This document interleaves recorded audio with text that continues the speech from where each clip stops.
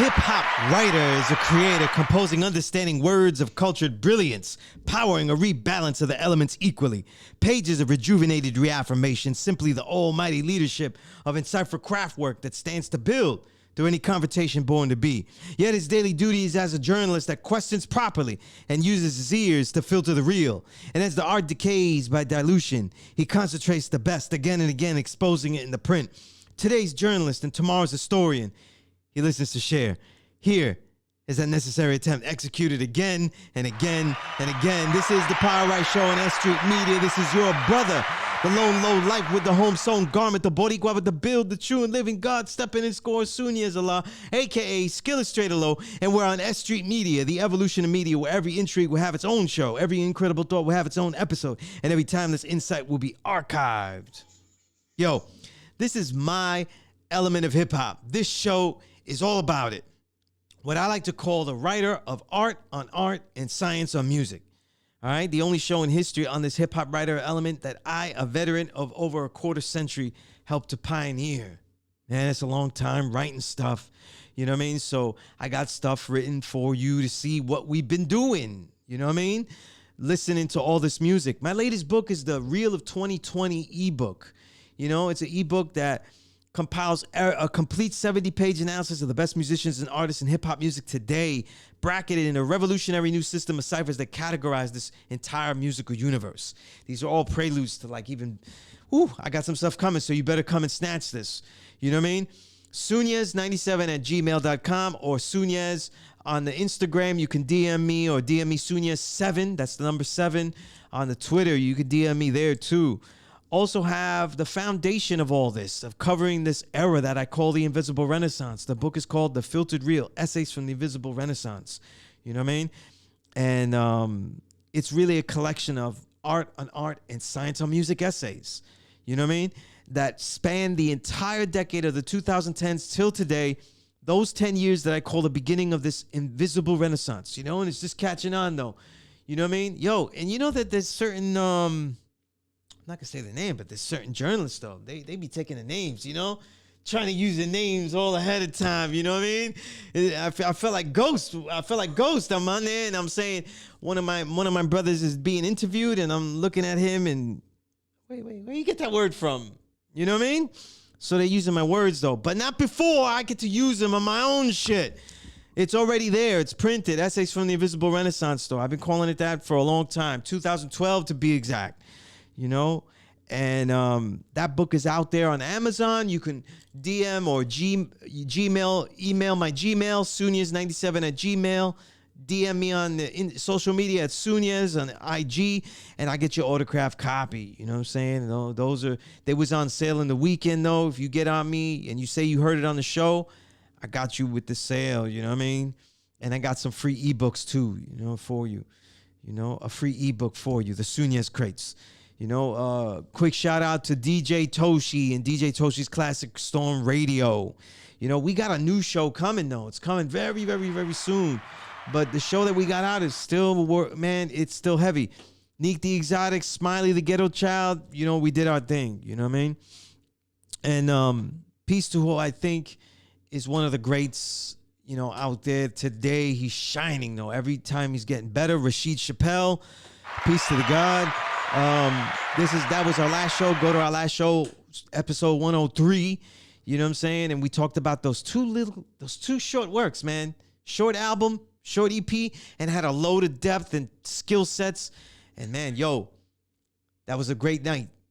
That was a great night after the show, man, because Rashid shared with a lot of jewels with me, a lot of jewels, life jewels. And he also shared with me some albums he's worked on, and I got to hear them in their entirety, and they sound amazing. You know what I mean? Sound amazing.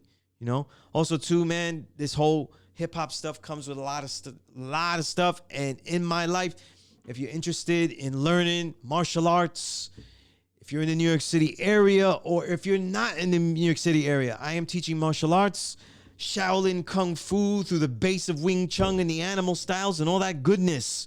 Biang Zing, as my Sigung Bobby Whitaker taught me. The program is called Concentrated Supremacy. It's a beginner course for anyone interested and people interested getting back into it, though, and just learning all this or changing disciplines or want to learn different disciplines in martial arts.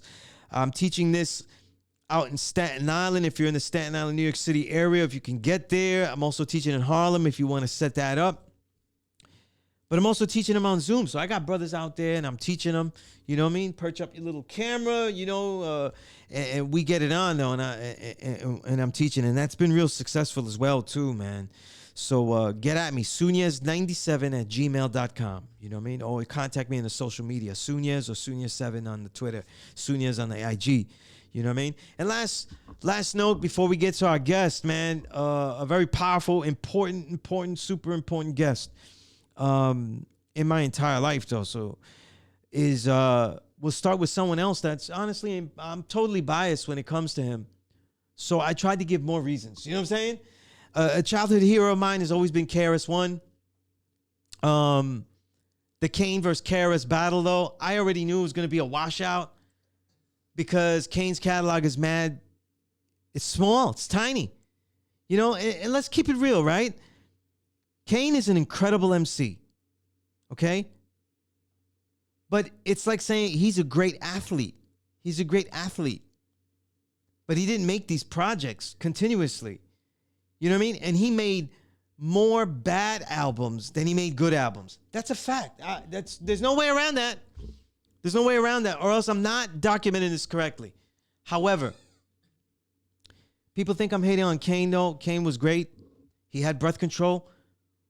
But I was explaining to someone, watching him perform last night was like watching, for me, Mark Anthony live. Dynamic performer. Anybody watch Mark Anthony live? I seen him at MSG. You know what I mean? Dynamic. But he does the song exactly as the record. You know exactly when he's going to go, ah! You know when he's going to do it. Just like you knew what Kane was going to say, the way he was going to say it, how he was going to say it. You just didn't know if he was going to be able to say it like the way he is in the record. Exciting. But KRS-One is a performer, and he performs things differently. A good example is Black Thought. You could put him in that canon because Black Thought performs everything differently. And what people don't understand is that KRS-One's catalog is filled with so much depth of nuance and detail, and his own performance of them is so different that I think people are getting it out of hand that he lost his breath control. He was giving the mic to the crowd. I don't think he has the breath control of Big Daddy Kane. However, what's one measure we measure breath control? His voice was booming the entire night. And I don't care what anybody says. It was more booming and forceful and dominating than Kane's was. And Kane's baritone is actually lower now than it was back then. That's a fact. All you have to do is listen. You know what I mean? It might have been lower than when I saw him live 10 years ago, when he was on the OK Player Tour. And people be talking, though, know your hip-hop shit, though. Niggas wasn't there, you know what I mean? No one tell me about stuff. But I was a little disappointed that there was no mention about the vaccines, or about these violent, coercive mandates, because that's against freedom, and we're supposed to be rebellious. But other than that, though, I had some comments and everything. I'll save them for another time. If you go on my IG or my Twitter, I got them all there. You can argue there, or I could just laugh at you. I don't know. But I love hearing the banter and stuff. But let's go to our guest, because I don't want to introduce our guest, Bronz Nazareth, properly without him being on the line. You know what I mean? I need my brother on the line so that way we can build, because it's very important that we do a little bit of a rewind, with my brother Bronz on all that we've done, all that he's done, and the eyes that I've had on his career the entire time. You know what I mean? To me, I think one of the major goals of this episode will be to establish that Bronz Nazareth, though, is an absolute essential MC of this era and really all time. So when I say essential, I mean all time. So Bronz, are you on the line now? I'm on the line. Oh man. My brother Bronz Nazareth, I was letting the listeners know about what my goal is. So let's see if I achieve my goal. You know what I'm saying? And really, if I don't achieve my goal, I'm gonna blame it on all the listeners. You know what I'm saying? I'm not gonna blame anybody else. But Bronz Nazareth, man, my brother. You know what I'm saying? I can't think of I can think of many people, but you're the first that comes to mind though when I think of brotherhood that I have made through this hip hop stuff. You know what I'm saying? Absolutely. Likewise. You know, the brotherhood, and for those that don't know, I have to give a little bit of a recap. You know what I'm saying? And give the depth of what I've been doing here with Bronz. You know, I first heard of Bronz though when I was working at the Source magazine though. Between the moments though of seeing Jay Dilla's donuts in the trash bin of the Source magazine though. These are facts. Wow. These are facts, you know what I mean? And I just took it home for myself. I said, "Oh shit, a hard copy." You know, I got a hard copy. And I didn't even bother because they laughed at me at so many other pitches that I knew they wouldn't take that, you know what I'm saying? But it was the times. It was the way they do stuff. But I was allowed in the year-end issue to do the in 2005. I was allowed to do the recap of the underground. You know, they gave me the underground. You know what I'm saying? Because that's all I know. Yeah. Even though I had about 100 albums on a spindle, and I said, let's do this, and they all laughed at me. When we did the year-end review, I had a spindle. Remember the old spindles with all your shit? I had a spindle of 100 albums, and I said, let's do this. Who's the number one album? Who are the best? And they just laughed at me. Nigga, like, we're not doing that here. I said, oh, y'all don't do that. Oh, okay.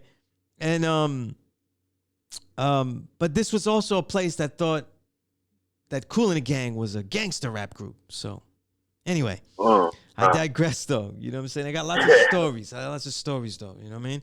But from then on though, I heard Bronz Nazareth, and I remembered that I had heard his beats through going through, what was it, the Wu Corp site, and getting onto the early Bronz Nazareth site that had these beats, these ill tracks, you know what I'm saying, that I still have to this day, Bronz. I still have to this day. These snippet beats that were playing. Yeah, they was playing. And I said, whoa, this guy does beats. And then I heard the rhymes on that Wu Meets Indie, and I called the label, and they gave me a whole bunch of them. They gave me way more than I could pass off because nobody likes rap where I was at. You know what I mean? And and I immediately put him in there. I chose the Wu Meets Indie over Black Market Militia because I could only choose one Wu-related project. And I felt like the Wu Meets Indie could use the help as opposed to Black Market Militia because I love that record too, and I love all those brothers there. You know what I'm saying? The God Traj, you know, peace to William Cooper, you know what I mean? Like, my brother Hellraiser, all of them, like, you know, all of them. That's my brother right there, man. Yeah. But I was like, yo, this kid Bronz, he needs, oh man, this is going to be the next nigga, you know what I'm saying? And for me personally, The Great Migration became a very personal album for me and became an inspirational album for me because I had quit everything. I had quit everything in 2006, you know, hip hop related, you know what I mean? And so fast forward to all these great records I've covered in magazines, in Hip Hop DX, in my own sites, in magazines that I've published. Bronz Nazareth. I get to work with your brother Kevlar 7, Remembered in Perfection, one of the great musical minds of this era. You know what I'm saying? Everybody thinks is dope now, he told me they were going to be dope before you thought they were going to be dope. You know what I'm saying? His ears as an A&R were next level. You know what I'm saying? And to this day, Bronz, I still don't fuck with Smokey Robinson though. Fuck it. No doubt, man. Every time I hear Smokey Robinson, like that gangster thing where he was all like in the streets, I always think of Kevlar. God. I always think of Kevlar. I feel like Kevlar, he was the A&R behind that song. He did that on purpose to Smokey, man. He did that to him, man. Oh man, I could see it. That's his personality. He would. Oh man, Well, he was funny with that. I could never get a real reason why he didn't fuck with Smokey. You know what I mean? Like, it yeah, was. man. You know what? He used to always just say that every time he'd pull up some Smokey or something for a sample or whatever, the music was just mad corny. So he was just like, yo, I don't fuck with no Smokey sample. So that's where it came Oh from. man. Well, yo, he had so many crates though. I mean, he had so many great beats. You know what I'm saying? But Yeah, I mentioned Kevlar 7. As we're gonna continue, we can't, we can't talk about the excellence of Bronze without the excellence of Kevlar 7. But we can't. fact. And I would be, I would be pompous or be anything like that. But if I could pompously say, I think that one of Kevlar 7's greatest things that he ever did in his hip hop career is also to further mine and to give me that forum on premierhiphop.com along with Paragon. Peace to Paragon, my brother. My bro. Because without that forum, everything I say that I said this was an element of hip hop, the creative space to turn technical pieces into poetry and prose, I didn't have a space to do that. I didn't have a place to do that. And he did that. He never ever questioned anything I was doing. You know what I mean? And the writer that I can say I am now is because he gave me that forum though. So all praises due forever, Kevlar 7. You know what I mean? Always, always. Just a genius and a great man though. All I remember of him is him doing things for people. I don't remember ever him asking for shit. You know what I'm saying? And that's Yeah, crazy. man. He was that way. Like, I still get people coming out the woodwork like, yo, Kev used to help me out and do this and talk to me and this. And it's like, he was just a great thinker. A great artist. Obviously, like they say, an even better person. Yeah, and in my memories, 2012 is such a significant year, and I started calling this era the Invisible Renaissance in 2012, and his memorable records are of that year. You know what I'm saying? So Die Ageless and Sophisticated Movement. Oh man, if you don't have those are really the crates of 2012. The sleeper crates of that year are those albums. You know what I'm saying? In an impeccable year. The greatness of Sean Price was at his peak. Remembered Imperfection. Another brother very much on the line of Kevlar, always helping. You know what I'm saying? Helped my career a lot too. Never asked for anything either. You know what I'm saying? And refused to have me interview him. So like so many great brothers we lost, you know what I'm saying? That return to the essence, but the essence is something memorable that we have, you know what I mean? And I can't even start after all these years because we haven't built in about 2 years on air. I just couldn't start, for a first interview on the Power Right show that I do here. Without going through all that, you know what I'm saying? Absolutely. But Bronze, the work that you've done, and we're gonna lead up to this year because that's what we're really gonna talk about. But there's been so much great work that you've been releasing, you know what I mean? And when Kevlar passed, though, I think people, when we talk about like instrumental albums and their worth and stuff, and I saw you say in an interview, my brother King Low from the Desk of Low. That you didn't want to just force a homage, but you did make a wonderful homage that I have trained with, I have listened to. I do almost everything with it. I play it all the time. The album that you did, the instrumental album, Instrumental Morning. You know what I mean? So many of the vocal samples of the artist, of the soul singers. I mean, they really capture. They really capture to me what he was about, but also how you felt about him, though. You know what I'm saying? And it's a beautiful work of art. You know what I'm saying? I implore people to go check that because, to me, that was the first homage that you've done, and I don't think it could be left out that you do have a homage to him as a musician. You already have one. You know what I mean? Definitely. Before this era, because that was impeccable. You know what I'm saying? Yeah. But yo, that was therapy right there. Yeah. Mm-hmm. Yeah, absolutely. Yeah. It had that DJ Premier essence where he, where Primo, he lets all the samples talk for him. You know what I mean? and it just had that vibe. It was great. It was great. I love that record. Yeah.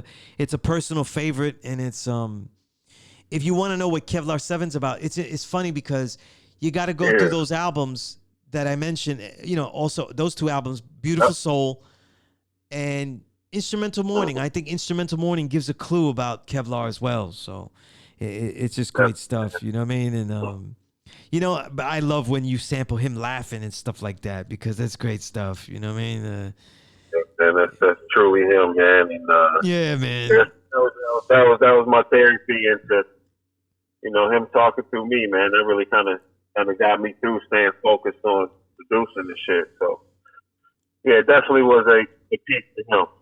Absolutely, absolutely. And you know, Bronz, you know, I think this is my, before we get into these great records that you released this year, I really think that you've been cooking for a long time because I want to, you know, you said on this new Ekphrasis, we're going to go into in detail, but in order, but I'm just saying ahead, you called it your opus, and that's saying a lot considering that Great Migration to me, I think is an essential classic of the Dark Ages. You know what I mean? I think you're one of the giants out of the Dark Ages through this invisible renaissance. And I think that School for the Blind Men is one of the most slept on albums of the last 10 years. You know what I mean? Man, motherfuckers sleep on that album. You know what I'm saying? Yeah, they do, man. It did all right when it came out, but yeah, it kind of like, I see a lot of people like, yo, I love the Great Migration, and then I didn't hear nothing. I'm like, what? What you mean you didn't hear nothing? You didn't hear the, you know? So it's more like promotion kind of dropped and disappeared, and the industry was changing. But it's definitely a classic to me. I mean, the art on there is level.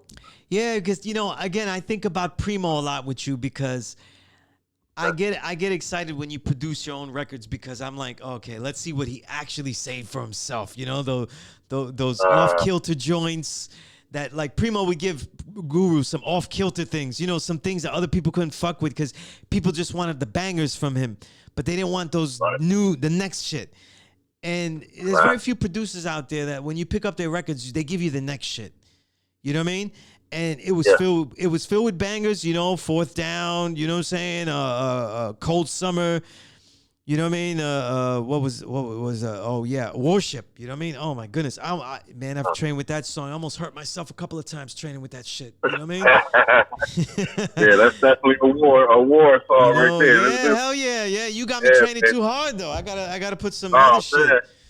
You know what I mean? Don't do that. Yo, but you know, also those next level joints like The Road, you know, and shit like that. Different tempos, different stylings, you know what I mean? But yeah, man.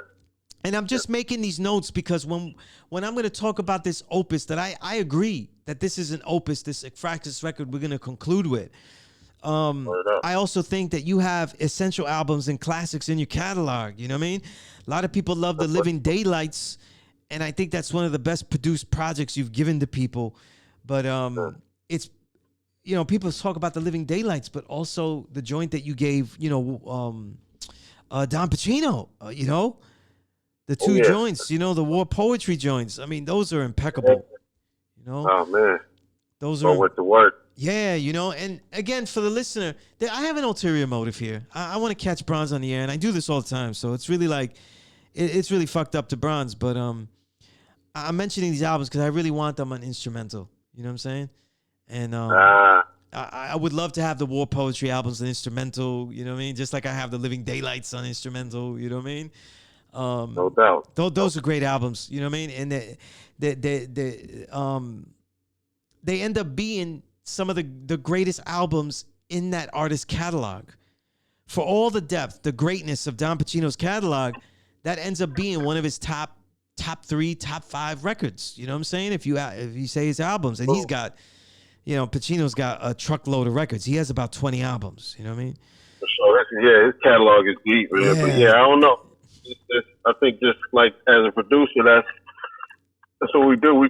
Our job is to pull the best out of whoever we fucking with, and you know, that's what I try to do, man. Whether it's through the music, through the emotion of what I'm singing, or whether we talk about, let's make this part of the song short right here so we can really push it over the top. You know what I mean? So I'm hopefully I'm achieving that with everybody, and definitely with my bro Don P. Right, right. Yeah, absolutely. Absolutely. You know, the probably the sleeper album in the catalog ends up being Thought for Food Volume 3 Mm. because that was more of an album, but people took it like a mixtape. And I don't know why, because the two mixtapes of Thought, the first two Thought for Foods though, are basically, especially the second one, is really original material. You know what I'm saying? So it's Sure. all it's all worthy of note and to have. But again, I'm doing this overview because if you go back and you look at the interviews I've done with Bronz, we have lots of detail on these works. You know what I'm saying? I've written about these works. They're Right. published in the books. The books I mentioned, The Filtered Reel, Bronz is all over it. You know what I'm saying? Yes, sir. Yes, sir. So we have those as a backtrack. You know what I mean? So I wanted to focus this episode because I think that one of the themes of the albums that you've released this year is that you've been around 15 years, and these aren't like yeah, he's just been around 15 years with lackluster work, and now he's a veteran, so give him his props. These are exceptional works, not just like just throwing things out, not just flooding the market to keep alive on Twitter. You know what I mean? These are real well thought out projects, and it started the year off. Let's talk about working with Recognize Ali. You know what I'm saying? Because Recognize Ali is a guy that gets beats from everybody that's good. All his records have great beats. You know what I mean? Yes. So he actually becomes a problem, I would think, to produce for, because you've got a challenge. He gets some of the best boom bap beat makers that exist. So what was the strategy of working with Recognize? You know what I mean? I mean, with Rec, it was just like, man, I don't know, it was easy, man, because I've been listening to his stuff. He's definitely in the same, box as me. So, it was just like I was just sending shit that I thought his category, and then he'd swing it and send it right back. So it was like before we knew it, we had 14, 15 joints. But yeah, it was definitely intentional. I wanted to give him that soulful, some spiritual, because I think I said to another interviewer that, like, we trace my pops and my family through all the way back to African slavery. And we came in through Englishmen named Mr. Lee, who had a plantation in Virginia, and that's where we could trace Cross back to. And so, knowing that, obviously, the tradition of black folks in the United States, a lot of traditions we come from Africa through the slave trade and all that. But, seeing that my family's history is definitely that, and then kind of like going full circle and doing something spiritual, something touching people with Rack, who's from Ghana. You know what I mean? So it kind of was like spiritual and ancestral for me to connect with Rack. You know what I mean? I see it. So I wanted to give the music that had meaning and feeling, and that you could pull something out of. You know what I mean? And he sniped it, man. Yeah, really, really an excellent work, though. You know what I mean? Excellent work. Everything that Recognize puts out is always at a high level. You know what I'm saying? It's at a high level. Bench press work. He gives you the bench press work. You know what I mean? Right. So it's always the muscle stuff. You know what I mean? And just another chip in the catalog belt. You know what I'm saying? So I want to mention that, but I want to spend a lot of time on these lyrics, Bronz, because one of the joys that I've always had, and what really got me into your work, was because I'd be on that Wu-Tang Corp site, and I really called the dark ages the 2000s, because it was the dark ages. Though I couldn't write shit, I couldn't get any of the motherfuckers that was good in. I was laughed at. I couldn't get anything done. And a lot of the music became more lackluster, because if artists can't get written about that equality, imagine what they do to make a living then. You know what I'm saying? Right. So you get this whole cycle of lackluster work, and then a lot of people call GOAT, and they're like, I wouldn't put him anywhere and even near, You know, I wouldn't even put him in the farm with any of the animals, let alone the goats. You know what I mean? Right. You know, so it was always very, very disappointing. You know what I'm saying? And it was very commercializing. You know, all the commercial shit that you see today is really an outgrowth of the 2000s. But Right. you came out with bundle raps with Leaf Dog. You know what I'm saying? And Yeah. I got a way of listening to your albums, and when I first heard it, though, what I noticed too was this. Right? There's very few artists that have this difficulty, right? And we talked about it before. This idea of making your work simpler. Some people complain that it's too deep, like it's too layered. It's too full, and I feel like you're getting the last laugh because the way that you rhymed on bundle raps, right? It was such short phrasing that you used that it feels simple. But when you start to look through it and then get the glory of reading through it, I'm like, oh man, he just fucked with us because it's really not as simple as it sounds. Nah. So how is this done deliberately? Or is this done deliberately? Because a lot of the verses here, I was like, it's got a simplicity to it, but it's really not simple. And that's the most difficult thing to do with music because you want it to be fun. You know what I'm saying? And it ends up being fun. And I could give an analysis of why it comes off that way. But I want to get your ideas about your mentality when you were making these rhymes, you know, off this production here. I mean, definitely, I think you're on point with that. I definitely do it on purpose because I found at one time, like going too deep, you lose a lot of listeners. You know what I mean? So at one point in my career, I decided I could make it a little more simple. And I don't mean like simple to the brain. I mean simple to the ears, more quick for you to catch, but still leave that cleverness in there. Right. And to me, you know, like I said, to me that's art. Like a lot of people talk about Easter eggs that writers do. Like you find something they left a clue about or something they put in there that you didn't connect until later, and boom, it's there. I got those all over my rhyme, so it's definitely done intentionally, but it's also to expand it all at the same time. Like you don't want to go too far and lose everybody. Right. So I try to keep it right there, but I refuse to dumb it down. You know what I mean? You can get simple without dumbing it down. You know what I mean? Right. You So know, that's the aim right there. Yeah, you know, I think you've been trying. You know, we talked about this all the way back at School for the Blind, and I feel like it's getting more and more perfected. You know, and on this one, it was so much fun to hear because bundle raps gives a lot of tempos, and that's what I liked about bundle raps. The tempos go fast, they go slow, they get chopped, so it gives you a lot of athletic challenges. You know what I mean?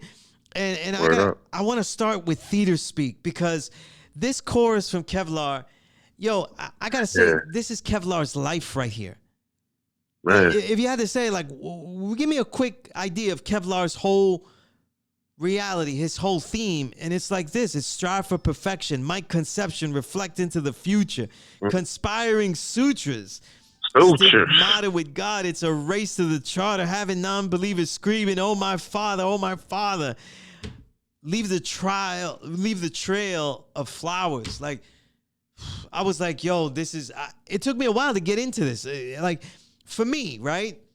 Because I've been waiting for you so long to come back, and I've been always wondering how this reality of living this life without Kevlar, for me as like a brother that knows Kevlar, that was a brother of his, you know, from that distance of Detroit to New York, all I do is just put my head down and I keep writing, you know, just like I did when I lost my old earth. I just keep writing, you know what I mean? And it's always that saying, I think I love that is in the Sherlock Holmes books, and his character says that work is the antidote of sorrow. You know what I mean? And, I love that. And I write that in all my journals. You know what I mean? And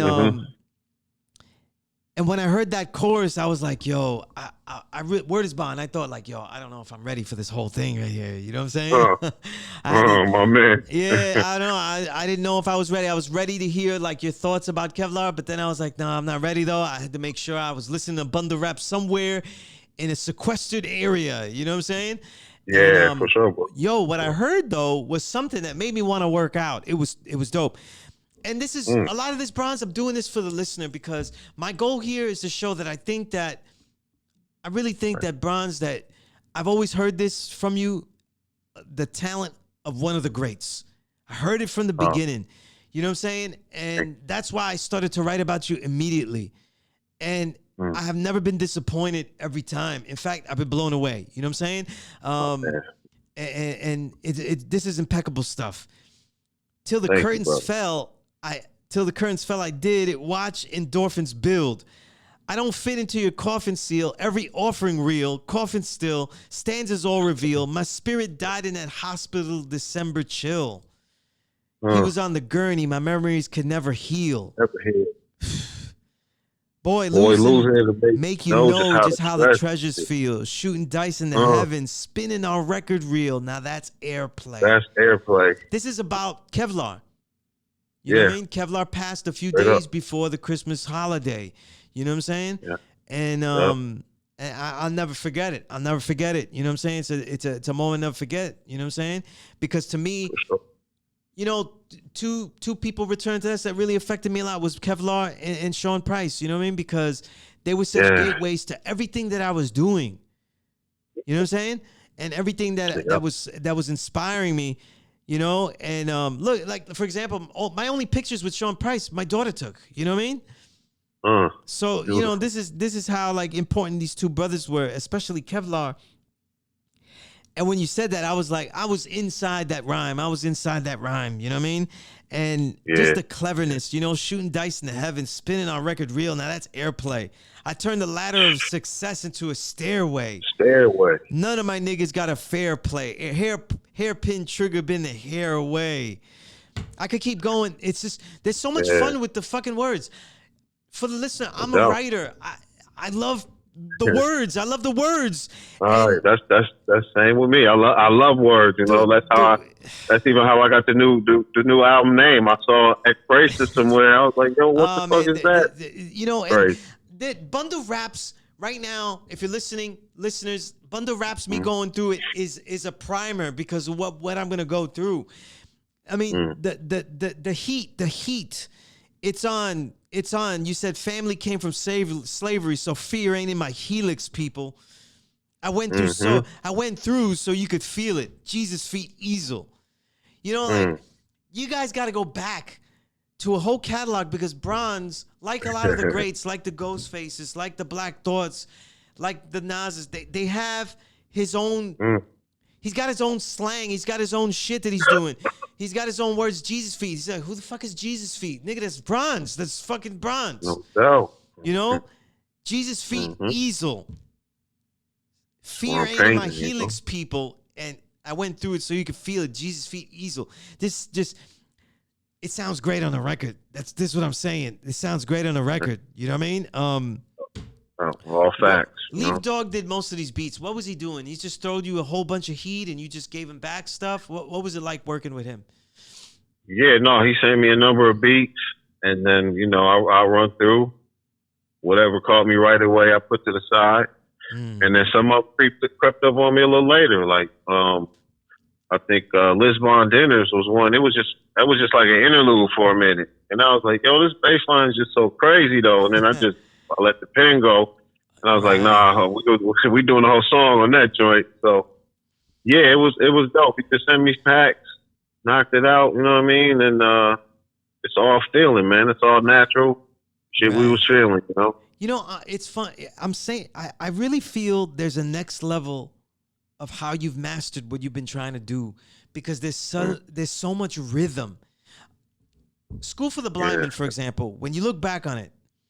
School for the Blind Man, you're trying to get this more chopped, easier to digest rhythm, right? Right. But there's more pausing, there's more pauses, there's more, and you know, there's more silence being used to get the flow. On here, you're in the pocket and there's no worry about it. There's no worry about it. You're in the pocket and everything is just clever. There's inflections, there's high pitches. There's so much development that I hear on this, on just the dexterity level. You know what I'm saying? No doubt, man. Yeah, I mean, I definitely I work on that. I listen to Great Migration. Like, yo, I'm kind of monotone on here.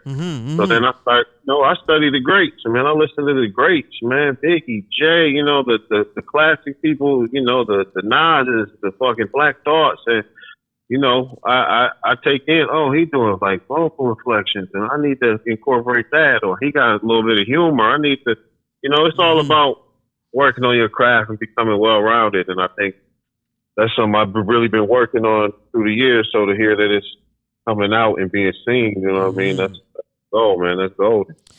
Let's talk about one of the most important records on this bundle wraps. To me, I thought if I could pick one that meant the most, I would say it was Get It Myself.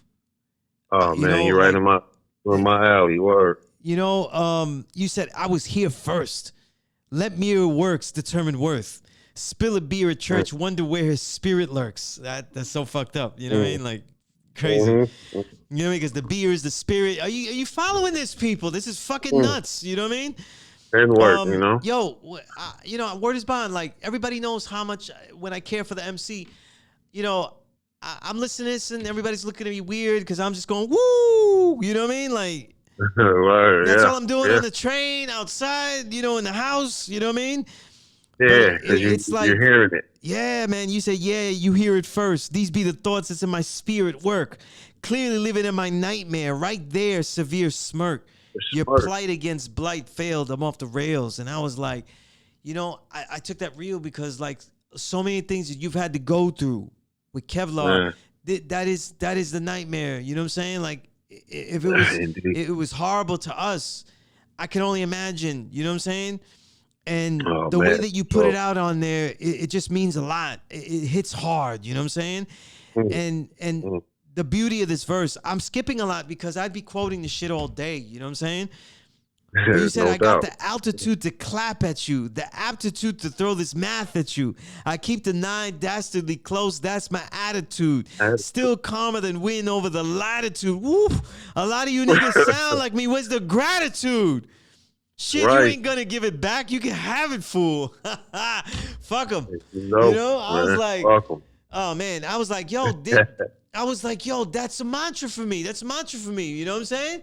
I was telling my, you know, in the beginning of the show, I was like, yo, I called this the Invisible Renaissance. Now we got niggas using the word and everything, and some of them ain't giving credit. Like, you know, I was like, I'm trapped in the fucking Shark Biters skit now, you know, and it's a blessing. It's a blessing, you know?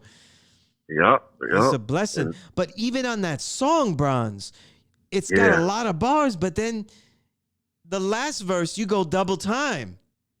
You know what I'm saying? You go double time flow. I'm pulling a pen. You're interdependent. My flow is sick like conflict diamonds living in your battalions. I'm like, it's so much to take in, but it's fun to take it in because it's so in the rhythm, the pocket, the groove that you've gotten on these on this record. It's just in there.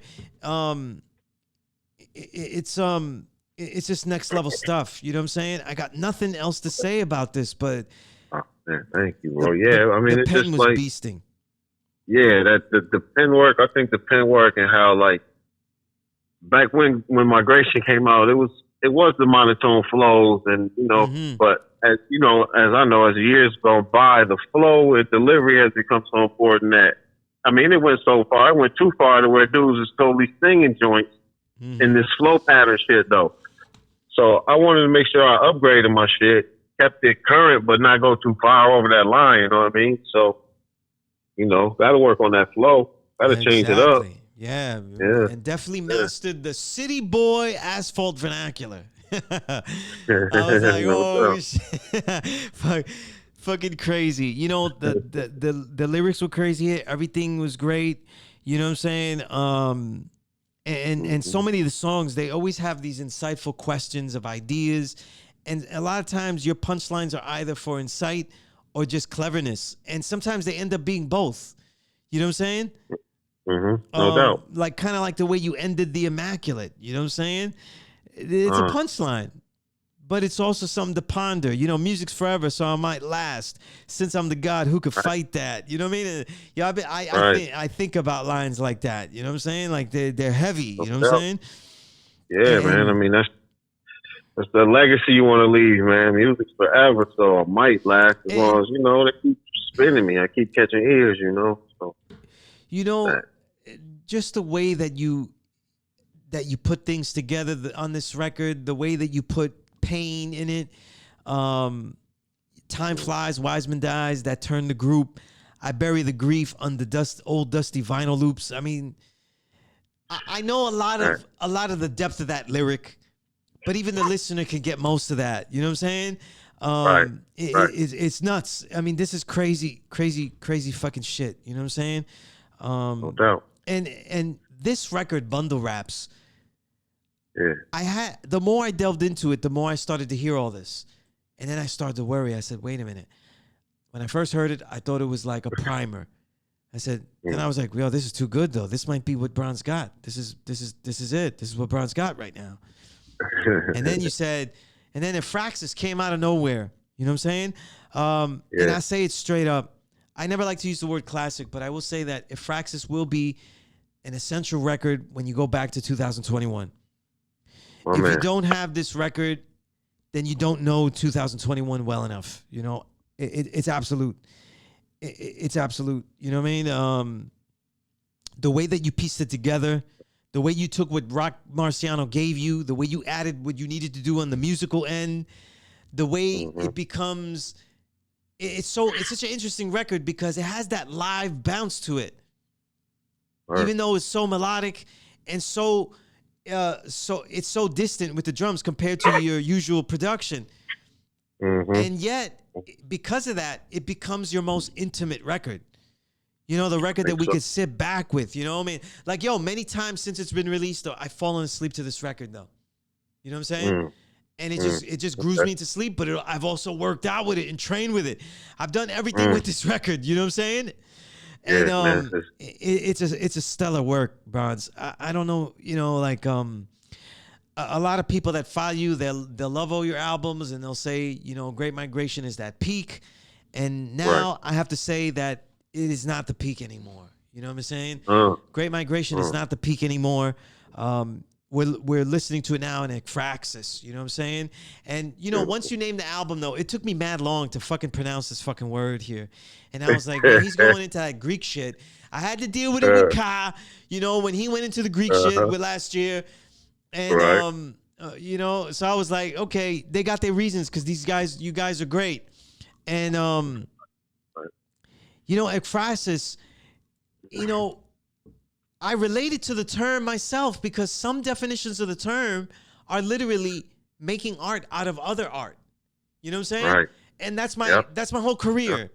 So I was like, yo, I do that too. And I was like, yo, this shit relates to me. And the Efraxis you're pulling off here, I felt too, is like the beauty of your life on these pages. You know what I'm saying?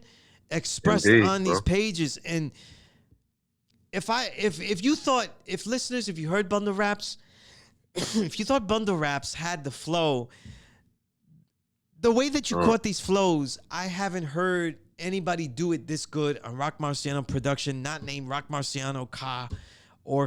You know what I'm saying? Thank you, bro. It's a stellar work. And to me, a giant of the dark ages, Bronz Nazareth, to me, the leader of the invisible renaissance, you know what I mean? Rock Marciano, you know what I mean? His legacy starts really in this 2010, you know what I mean?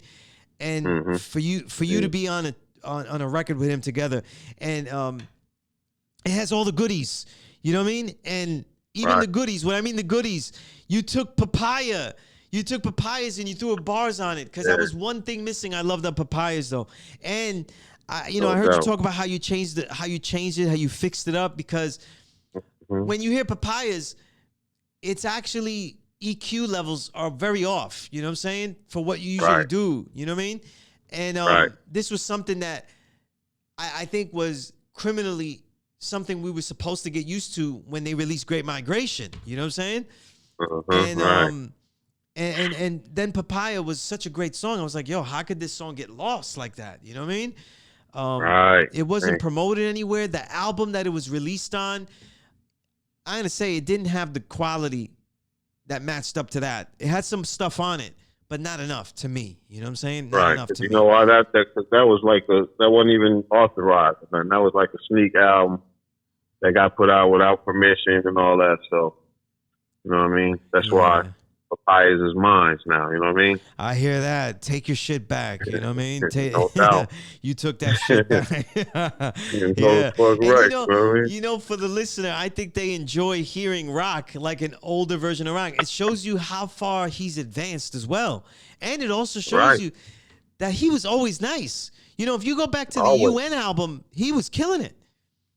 Oh man, And- like that's why that's where we first really got on the train tracks was Think Differently. Right. When the he Think jumped on the Differently, Think Differently joint, he went crazy. You know what I mean? Yeah.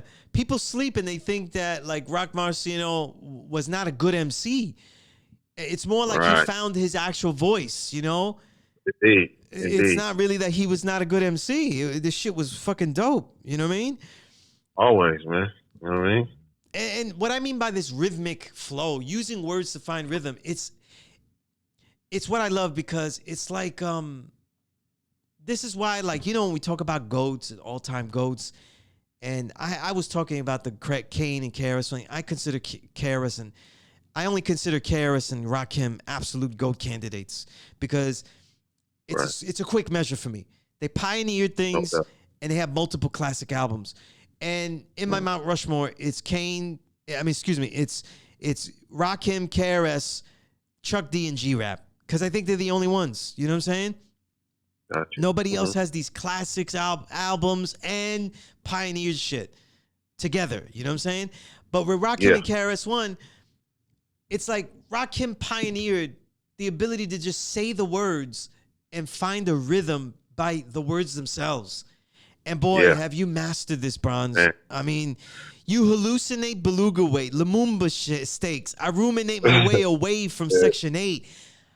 How many fucking internal rhymes? Like if you know that you start doing the slashes when you rhyme, you know, you put the slashes, that shit is all cut up. That shit's cut up. All chopped up, right? Yeah, man. I mean, because that's internal, inside the internal. You know what I'm saying?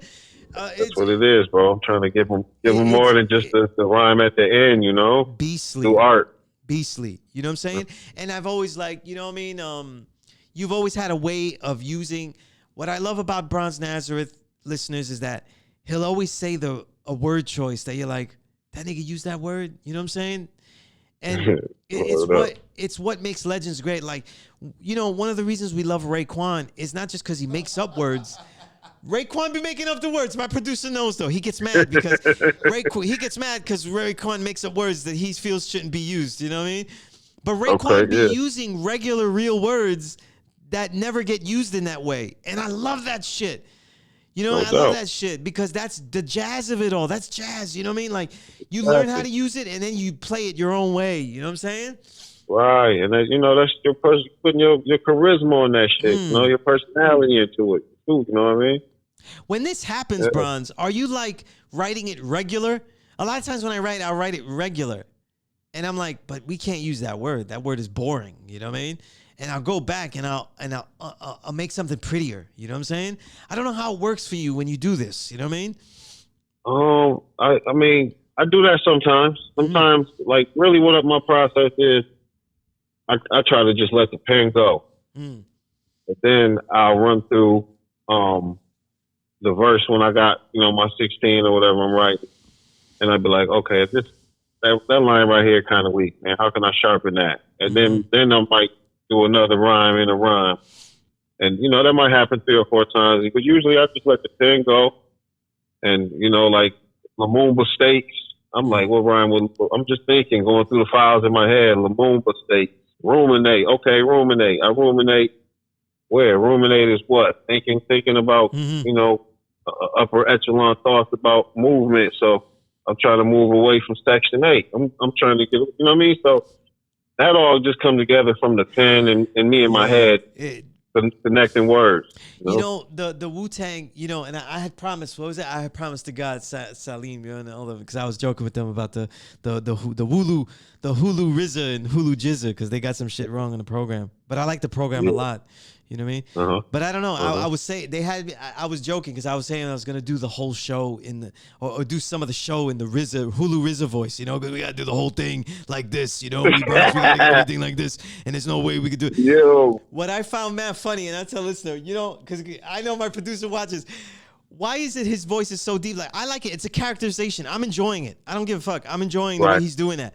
But how come he doesn't do that when he rhymes? When he rhymed "Protect Your Neck," his voice came out like a little boy. It's totally different, right? It's crazy different, man. That voice, you should have rhymed. It's crazy different. Yeah, he should have rhymed the "Protect Your Neck" verse with that voice. Like I don't know. Yo, yeah, that's the only part of the show. I'm like, man, they probably didn't want to license all the songs, but they should have used the real verse. The whole show. He's like, yeah, Ray, we got to do this right. We got to redo it. And then when he did the verse, he was like. You know, damn, you know, it's 10 o'clock. Ho, where the fuck's he? yeah, we started yelling and shit. Yeah. It's 10 o'clock. It's a different vibe. Yeah, it's definitely different, man. You know what I mean?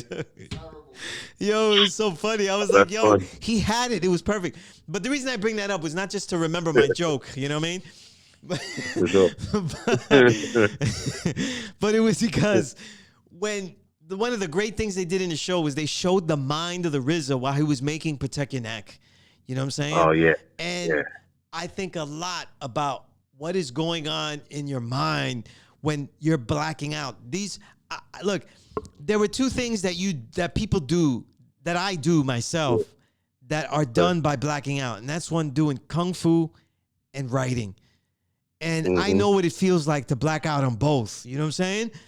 And on these songs, you're fucking blacking out because these grooves are getting you in there. You know what I'm saying? Yeah. And it's just, I'm on a take, collating text with cake.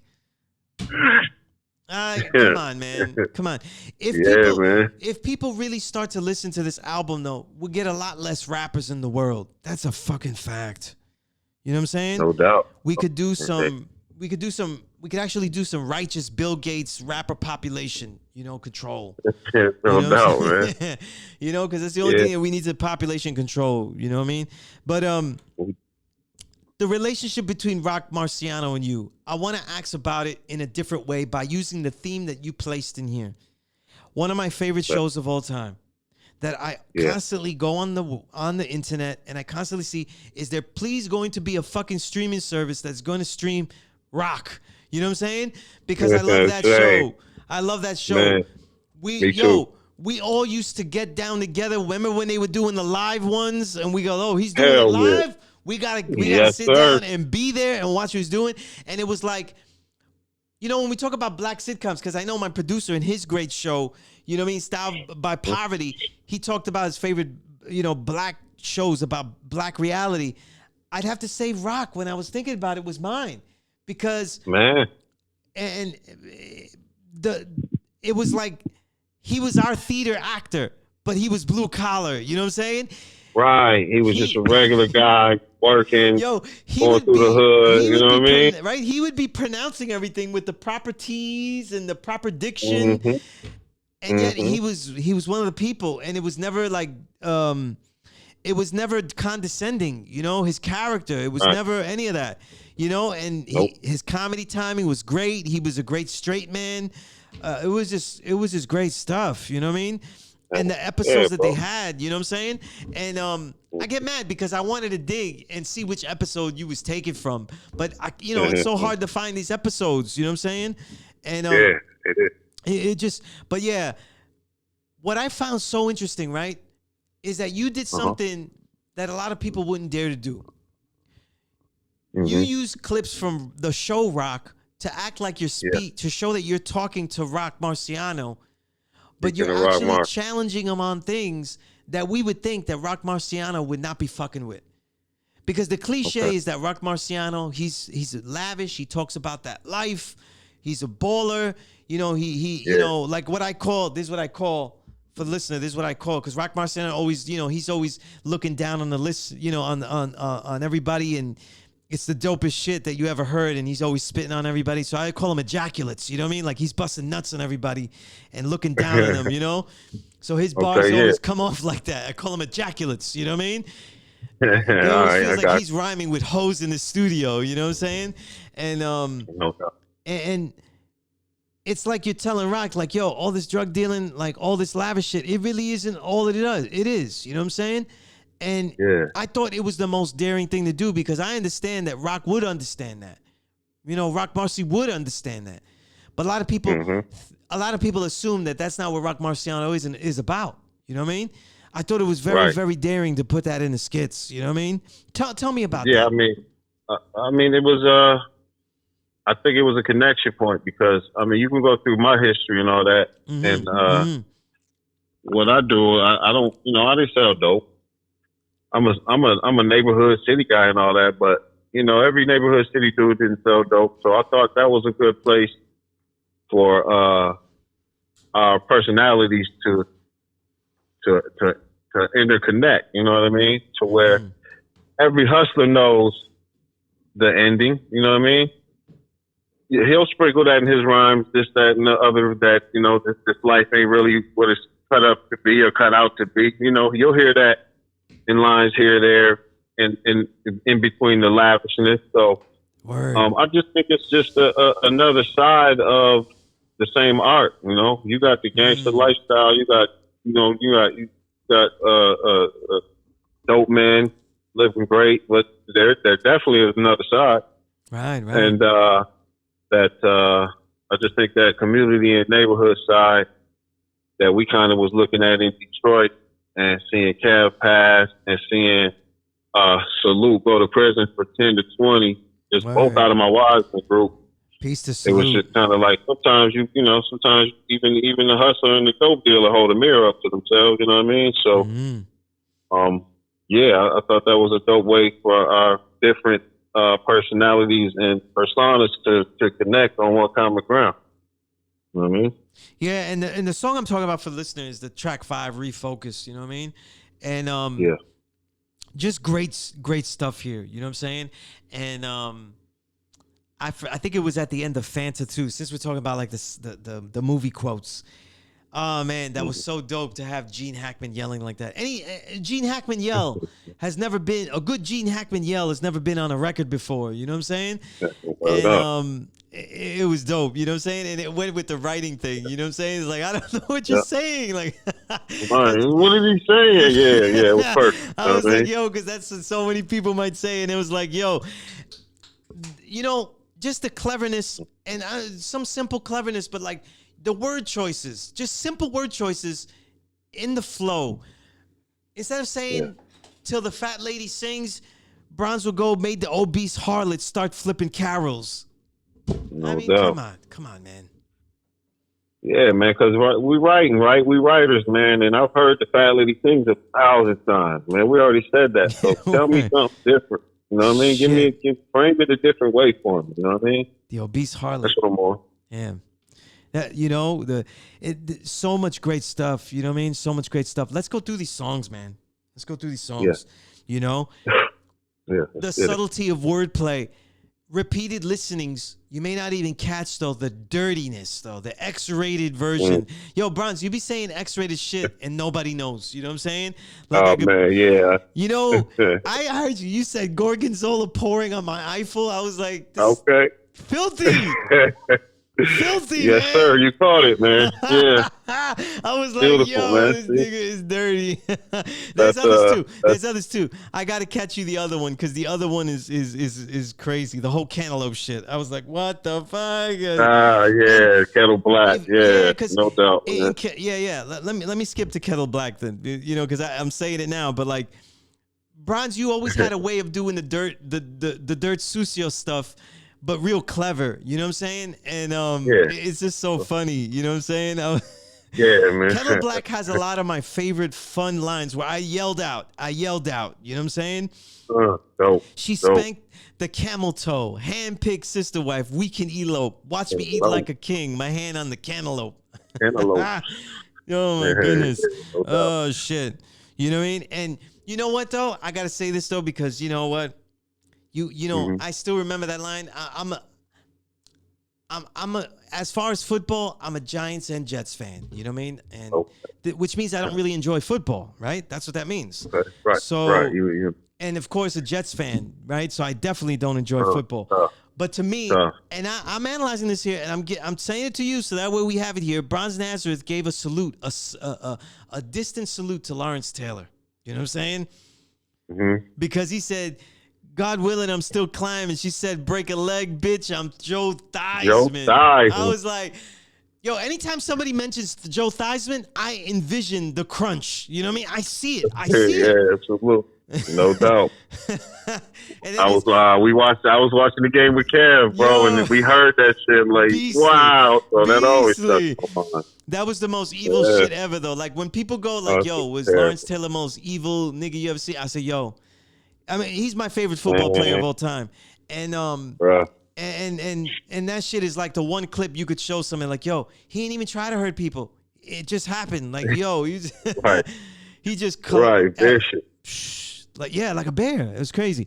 But no, he's just a No break a doubt. leg. Nope. Bitch, I'm Joe Theismann. And then the word itself, thigh, you know? So it's Thigh. like, yeah, Yeah. his That's life the is way. like his own. He was named in the pun. But there's so many clever lines. And since I'm starting with Kettle Black, you know what I mean? The world crumbled and nobody watched. I rose day to day like stars they never spot. My bars like Alcatraz, I'm on my own island. Sit on clouds and ponder on the color of heaven's tiling. I dreamt of Kevin smiling. Sometimes a cell phone, still find myself dialing. That's just beautiful stuff, man. Man. You know, All your thoughts. I find it daring that you continue the way that you start so many of these things. Like this album is poetry. You know what I'm saying? And it has some of the greatest lead rhymes. You know, No doubt. lead verses that I hear. Throughout, you know what I'm saying? Intercept my ill phonetics with Egyptian relics. I'm a piston whipping 89 skillets. You know what I'm saying? Yeah. And it made sense though, because the Pistons, my man Isaiah they was kicking ass, boy. Weapon. It was like they was basically hitting you with skillets. You know what I'm saying? Yeah, man. Some 89 pissed. Yep. Word. Yep.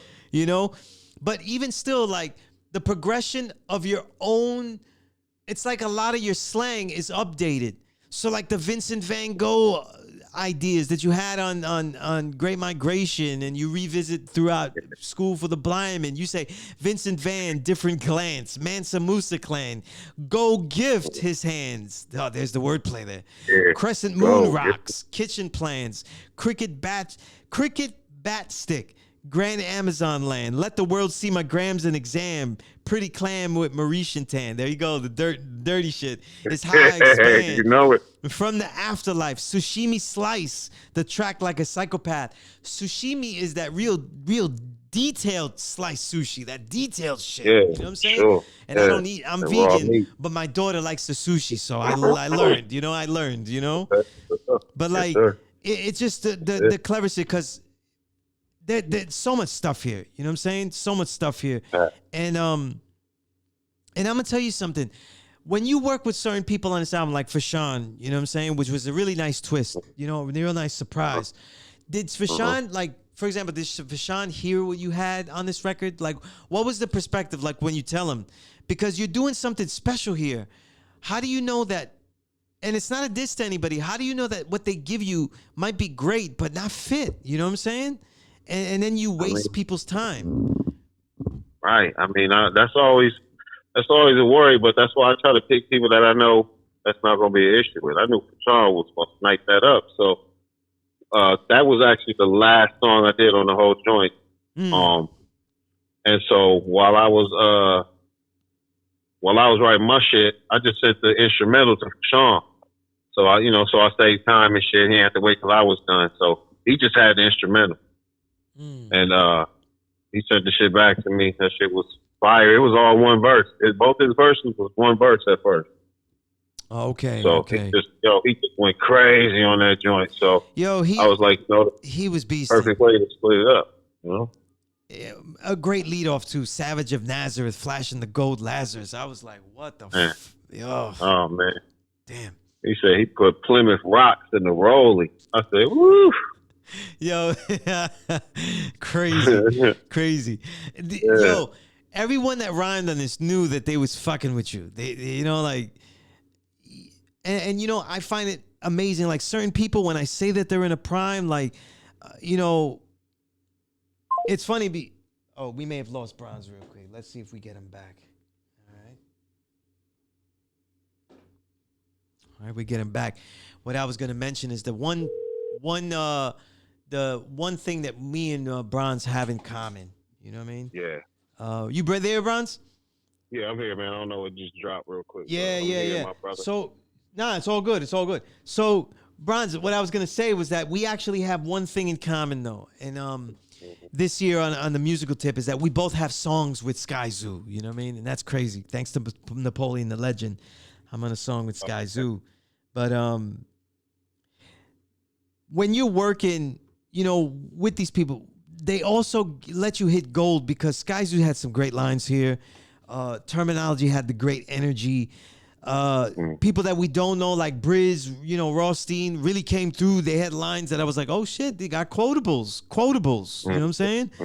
And it lets you ride like that. You know what I mean? Like people, I feel like people knew what they were getting into when they were doing this record with you. And that's why I was asking if they heard the verses or if you told them stuff. You know what I'm saying? I think everybody kind of heard what I did first, except for Sean. For Sean, just let that track off. Then I followed you know, in the zone that he was in. But other than that, I pretty much had everything knocked out in like a good week. So to get the features and shit, we waited a little longer and sent them around what we had, so everybody was on the same page. So and right, yeah, mapped it out. This entire album, though, did it take you a long time to write? Nah, about 6 days. 6 days to write these songs, and then of course more time to get the features and put them together and really structure the songs. I mean, those 6 days, you clearly were blacking out. You know what I mean? And look, when I talk about Bronz using different word choices, instead of eye for an eye, he's going to tell you it's that retina for retina, Old Testament. You know what I mean? You know what I mean? It's always something different, and that's the chorus. You know what I mean? And that's the chorus shit. You know what I mean? When you pick a single, you know, there was so many songs here, and you started us off with Precipice. You know what I mean? And I get that one because I felt like I agreed with that song. I was like, yeah, you know, he been on a precipice. I've been saying, like, because it's really the overt recognition from people that are really, really fucking sleeping on the work that you've put out. And it's always been my work to say that you're an MC and a producer, as opposed to how people see you as a producer and an MC. You know what I mean? Because you can't write this good and be seen as a producer first. I'm sorry, Bronz. I can't do it. You know what I mean? You know what? I'm with you on that, bro. I always valued my writing more than my production. Some things, you know, Crazy Horse is the new video out. Look at the lines here. Still, it's the goat that only some heard. You know, and there's the wordplay there. I cured the peyote cookie. Made your lungs burn. I hung stop sign jewelry on my brother's urn. That's big shit right there. Considering putting a flock of eagle talons in the doctor's sternum. It was just something in my spirit burning. How I rose up out of those ashes, silver surfing over verses. There's just so much fun on this stuff. You know what I mean? There's so much fun. The references are fun. Like, it's an album that is fun to look up the references you don't know. It's fun to know the references. You're not supposed to know all the references.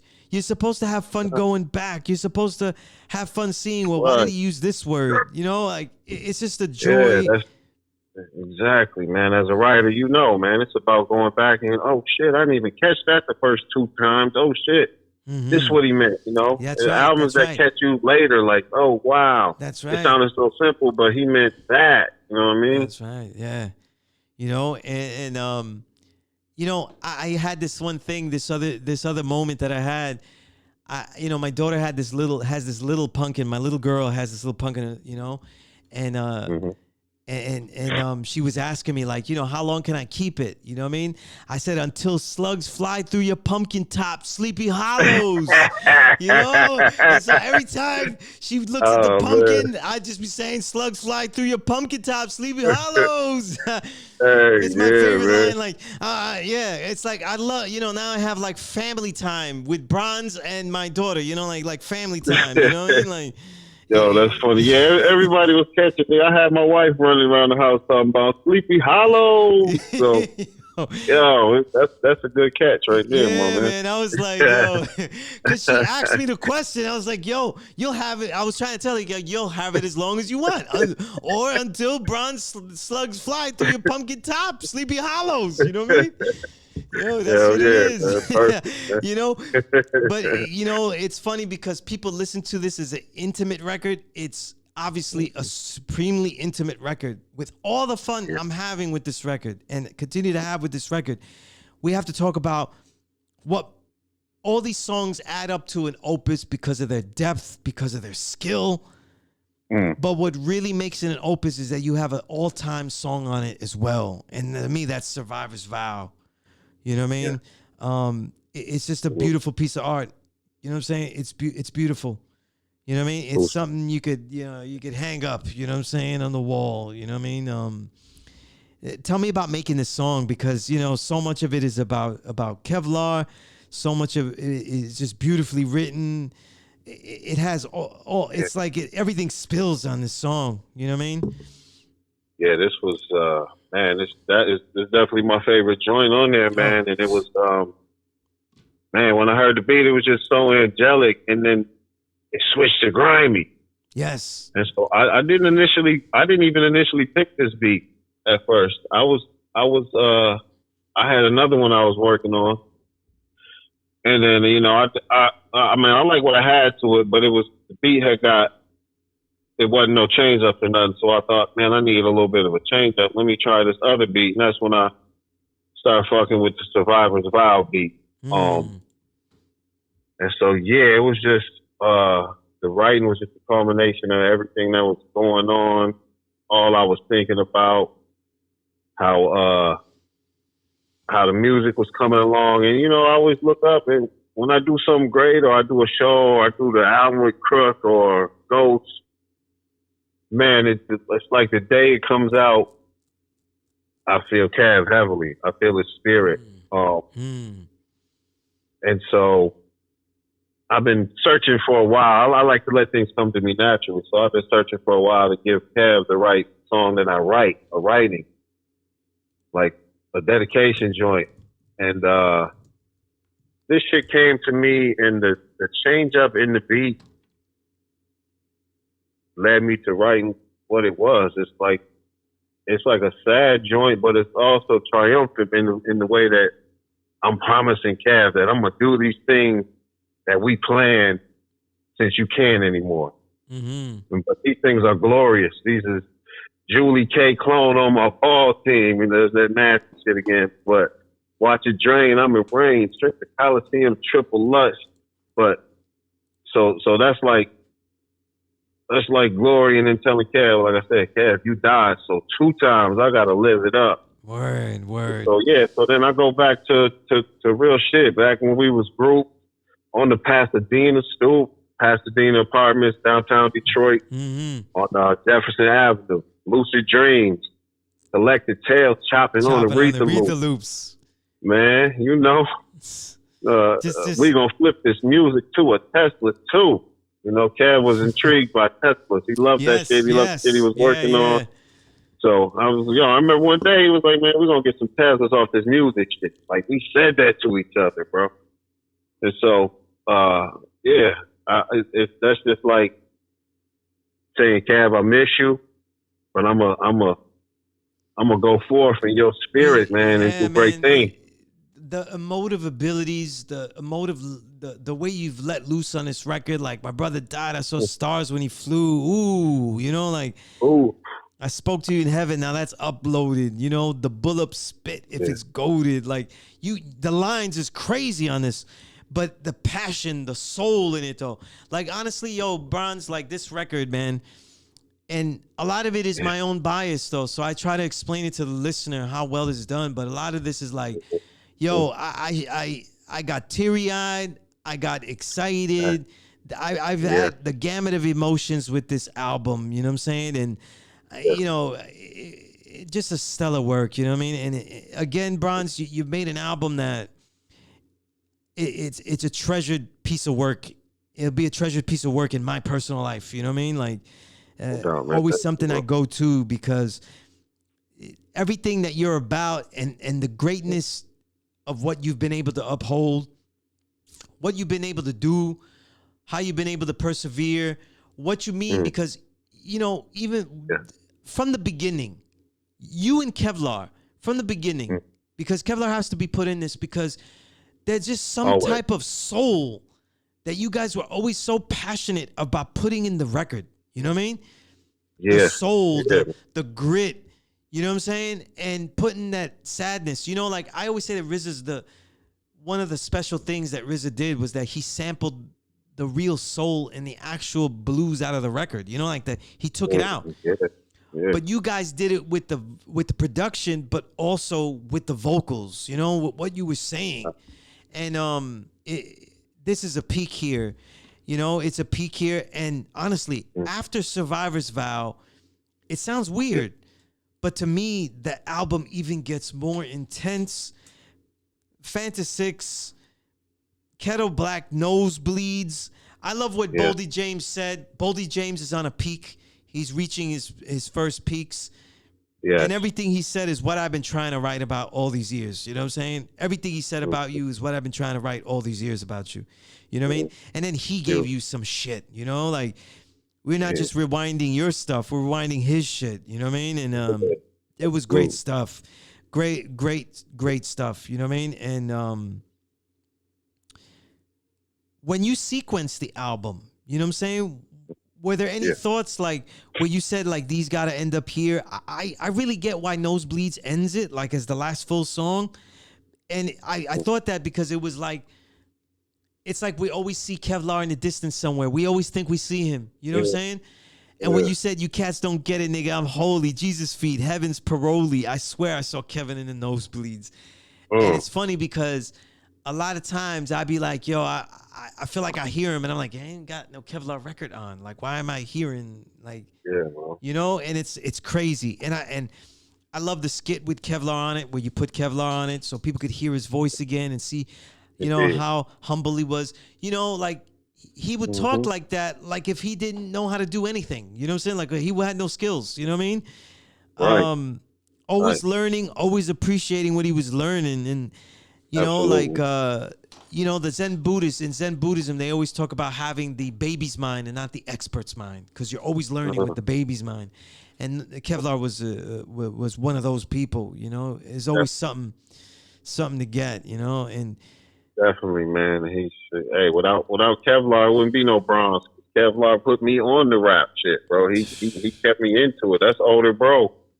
Yeah, like, man. A lot of the shit I learned, you know, I learned from him. So, you know, that's why I see all these albums. That's why I talk about him through the whole album, man, because it's like, we're a package deal, man. Absolutely. You know, I hope that people enjoy this record, see how profound it is, but also go back and check out Kevlar's work too, you know, to see the context of it all, dig in the crates, you know what I mean?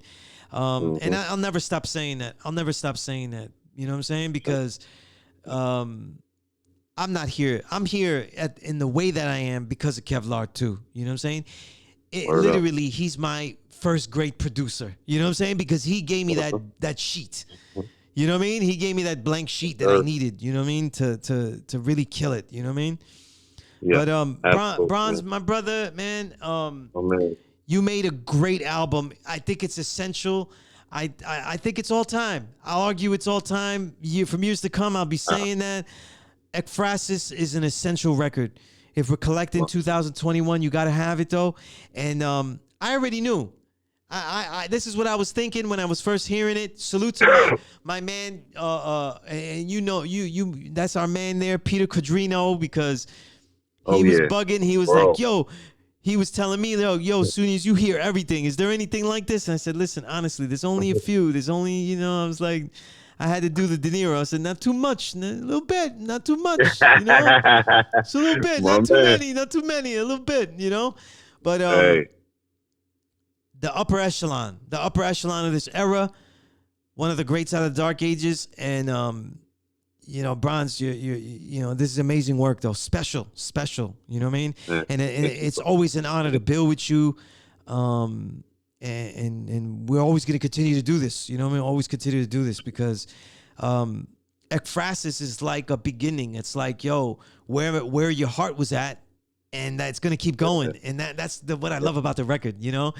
It doesn't leave us sitting still. It's like we're going through it, but we're going to keep moving. And that's what I love about Bronz records too. You know what I mean? Like they have this forward momentum, you know, like there's also this like, yo, wait, we're going to keep doing this shit. You know what I mean? And I look forward to so much from the wise. I look forward to Lord Josiah, peace to the God. You know, what he gave on this. Every time he rhymes, it comes out better and iller. I look forward to seeing Salute one day out in the free cipher. You know what I'm saying? Yes, sir. Just so much talent, you know what I mean? And salute to Jew Mega, you know, salute to Jew Mega because that boy is looking big, you know what I mean? He don't. Yeah, no doubt. Damn, baby boy growing. Yeah. Woo, shit. Yeah, he probably my height, so he about my height now, right? Shit. Oh, it's funny, my bro. Jew Mega big though, you know what I mean? And yes, and peace to Roll Blunt because he also had an add-on in here too. You know what I'm saying? Yep. In developing that record that you did together, Nosebleeds, which is a banger. Yes. Oh, you know, man. Roll Blunt, a real talent. You know what I'm saying? Definitely, man. Definitely would love to hear more and more stuff from him.